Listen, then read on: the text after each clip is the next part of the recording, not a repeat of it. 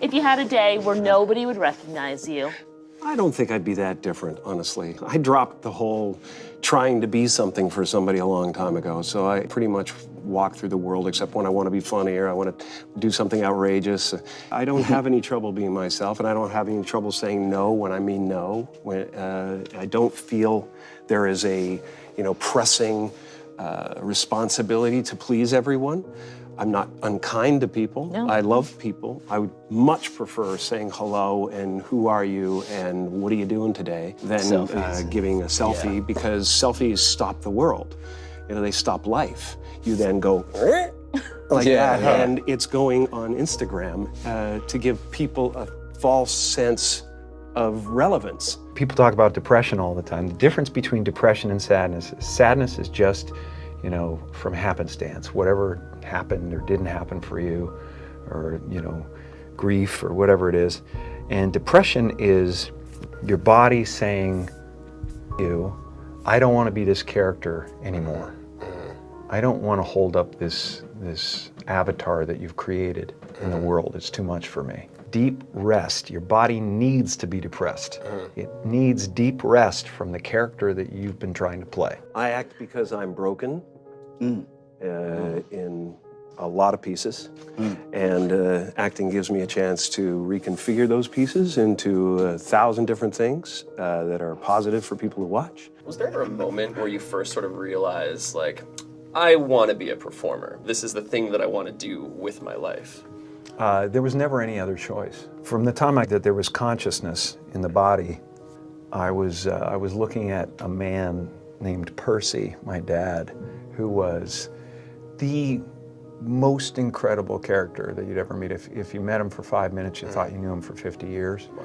And he wrapped everyone that came into our house in stories and jokes, and I became his calling at a certain point. And he was always super behind me. But from the first time I can remember, him just lighting up the room, and him just like wrapping everybody in a story or whatever, and going, oh, that's the thing I want to do.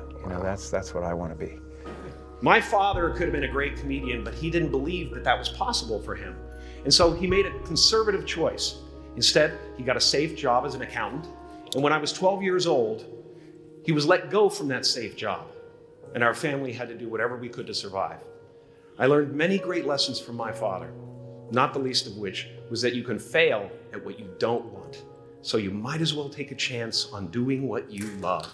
I watched the effect of my father's love and humor and how it altered the world around me. And I thought, that's something to do. That's something worth my time. It wasn't long before I started acting up. People would come over to the house and they'd be greeted by a 7-year-old throwing himself down a large flight of stairs. They would say, "What happened?" And I would say, "I don't know. Let's check the replay." I'd go back to the top of the stairs and come back down in slow motion. Now, fear is going to be a player in your life, but you get to decide how much. You can spend your whole life imagining ghosts, worrying about the pathway to the future, but all there will ever be is what's happening here, and the decisions we make in this moment, which are based in either love or fear. So many of us choose our path out of fear disguised as practicality. What we really want seems impossibly out of reach and ridiculous to expect, so we never dare to ask the universe for it. When I was about 28, after a decade as a professional comedian, I realized one night in LA that the purpose of my life had always been to free people from concern, just like my dad. The only one I hadn't freed was myself, and that's when my search for identity deepened. I wondered who I'd be without my fame. Who would I be if I said things that people didn't want to hear? Or if I defied their expectations of me? And that piece that we're after lies somewhere beyond personality, beyond the perception of others, beyond invention and disguise, even beyond effort itself. You can join the game, fight the wars, play with form all you want, but to find real peace, you have to let the armor go. Your need for acceptance can make you invisible in this world. Don't let anything stand in the way of the light that shines through this form. Risk being seen in all of your glory. Your job is not to figure out how it's going to happen for you, but to open the door in your head. And when the door opens in real life, just walk through it. And don't worry if you miss your cue, because there's always doors opening. They keep opening. And when I say life doesn't happen to you, it happens for you, I really don't know if that's true. I'm just making a conscious choice to perceive challenges as something beneficial so that I can deal with them in the most productive way. You'll come up with your own style. That's part of the fun. You are ready and able to do beautiful things in this world. And after you walk through those doors today, you will only ever have two choices: love or fear. Choose love, and don't ever let fear turn you against your playful heart. What's happening right now inside everybody is they're going, who am I? And they're depressed. People go like, oh, Jim's been depressed and stuff. Well, yeah, I was depressed when I was trying to be the Wizard of Oz. But now I know that Oz is a character. You know, I think that everybody deals with that. Everybody walks around and they go like, why am I depressed? Well, it's because you're trying to be something for the world, you know? And as soon as you let that go, better things happen because they're just happen. It's not, now it's just sadness. You know, sadness comes, happiness comes. It's the weather that flies by in the sky.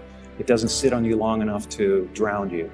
A few months ago, I woke up and I suddenly got it. I understood suddenly how thought was just an illusory thing, and how thought is responsible for, if not all, most of the suffering we experience. And then I suddenly felt like I was looking at these thoughts from another perspective. And I wondered, who is it that's aware that I'm thinking? And suddenly I was thrown into this expansive, amazing feeling of freedom from myself, from my problems. You know, when I go to sleep at night, I'm not just a guy going to sleep. I'm two-time Golden Globe winner Jim Carrey going to get some well-needed shut-eye.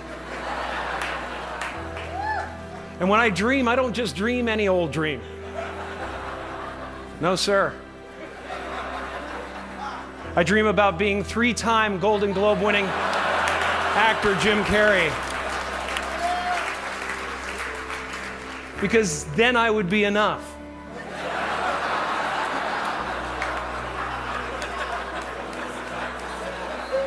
It would finally be true.